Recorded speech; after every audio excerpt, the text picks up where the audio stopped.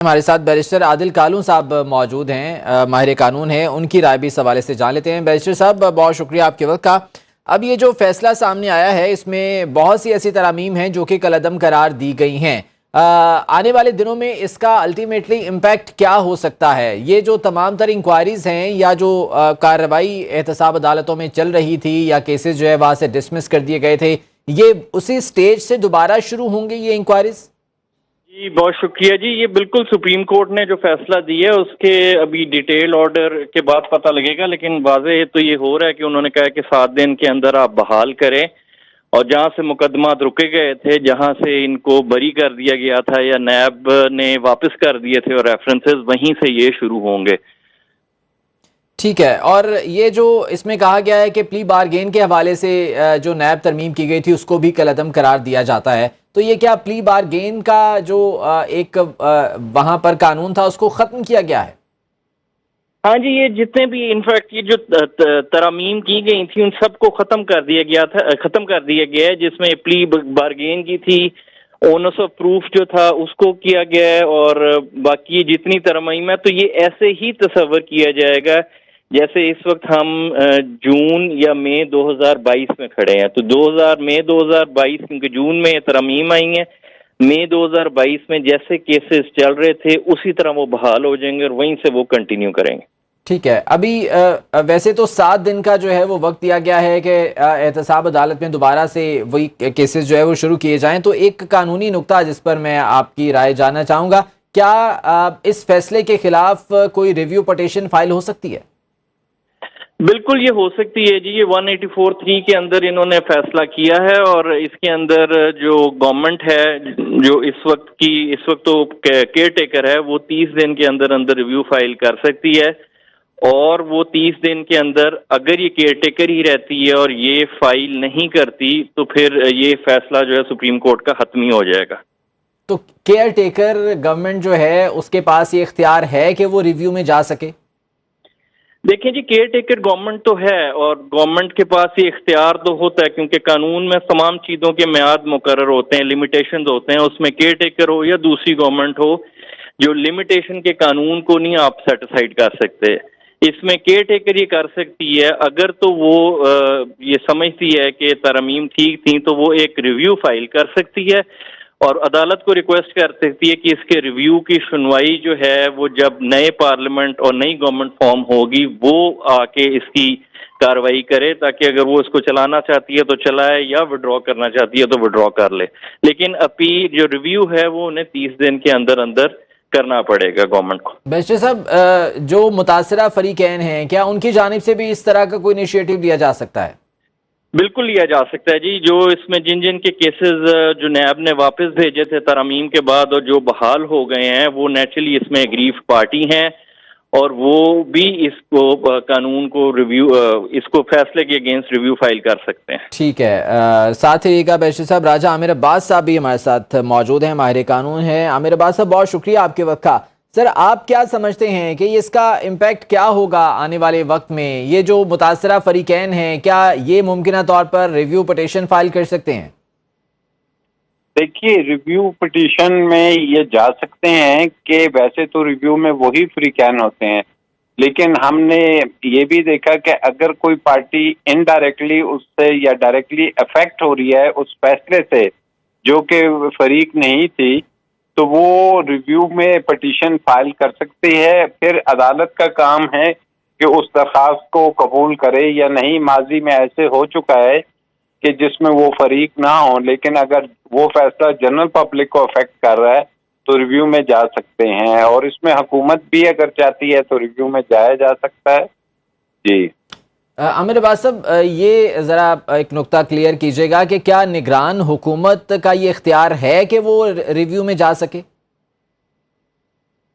دیکھیے، حکومت کہیں پہ نگراں حکومت یا دوسری حکومت ڈیفائن نہیں ہے۔ اگر گورنمنٹ سمجھتی ہے کہ منسٹری آف لا کے ذریعے یا سیکٹری لا کے ذریعے انہیں جانا ہے ریویو میں تو وہ جا سکتے ہیں۔ غالباً آج سے کچھ دن پہلے وہ جو review of judgments and orders کا جو فیصلہ آیا تھا اس میں بھی نگراں حکومت غالباً ریویو میں جا چکی ہے۔ جی ٹھیک ہے، تو اب یہ جو ترامیم کالعدم قرار دی گئی ہیں ان کے بعد بہت سی ایسی شکیں ہیں جو کہ ختم ہو جائیں گی، اسپیشلی اگر میں پلی بارگین کی بات کروں تو وہ جن لوگوں نے فائدہ اٹھایا تھا کیا وہ دوبارہ سے ان کے خلاف انکوائریز ہوں گی؟ دیکھیے، جن کی انکوائریز، انویسٹیگیشن، ٹرائل یا ایون اپیل اگر وہ نیب امینڈمنٹس کی کسی بھی شک کو سامنے رکھتے ہوئے ختم کر دی گئی ہیں اور ان کا فائدہ اٹھایا انہوں نے، کیونکہ یہ امینڈمنٹ جو کی گئی تھی یہ بڑی ٹیلر میڈ اور کسٹم میڈ کی گئی تھی، مختلف کیسوں کو سامنے رکھ کے کہ کس طریقے سے امینڈمنٹ کی جائے اور کس شخص کو فائدہ ہوگا. تو سپریم کورٹ کے اس فیصلے کے بعد تمام انکوائریز، تمام انویسٹیگیشن، ریفرنسز، ٹرائل، اپیل وہیں سے شروع ہوں گی جہاں پہ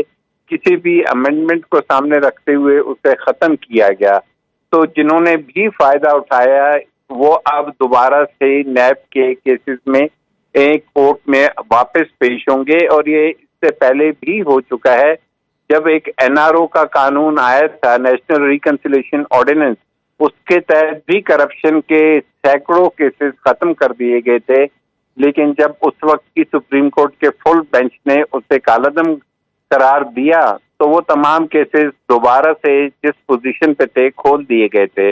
اسی طریقے سے یہ کیسز بھی دوبارہ سے کھل جائیں گے. عامر عباس صاحب، اس فیصلے میں سروس آف پاکستان کے خلاف ریفرنس فائل کرنے کے شک کو برقرار رکھا گیا ہے. ہمارے لیے، دیکھنے والوں کے لیے اس کو ذرا آسان الفاظ میں ایلیبوریٹ کر دیجیے گا، یہ ہے کیا؟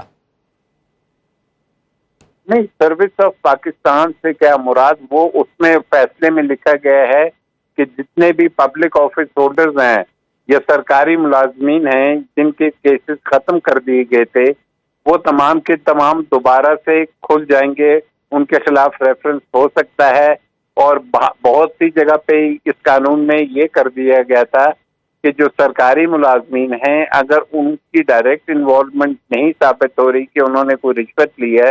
تو پہلے قوانین میں یہ تھا کہ اگر ان کے کسی عمل سے کسی اور کو بھی فائدہ ہوا ہے تو ان کے خلاف نیب کا ریفرنس فائل ہو سکتا ہے. تو یہ وہ تمام چیزیں ہیں کہ جو اب دوبارہ سے کھل جائیں گی. ٹھیک ہے، راجہ عامر عباس صاحب ساتھ رہیے گا. راجہ خالد محمود صاحب نے ہمیں جوائن کیا ہے، ماہر قانون ہیں، ان کی رائے بھی اس حوالے سے جان لیتے ہیں. خالد محمود صاحب، بہت شکریہ آپ کے وقت کا. سر، آپ کیا دیکھ رہے ہیں آنے والے دنوں میں ممکنہ طور پر جو حالات ہوں گے، تمام تر کیسز وہیں سے دوبارہ شروع ہوں گے، انکوائریز وہیں سے دوبارہ شروع ہوں گی، کیا امپیکٹ ہوگا اس کا؟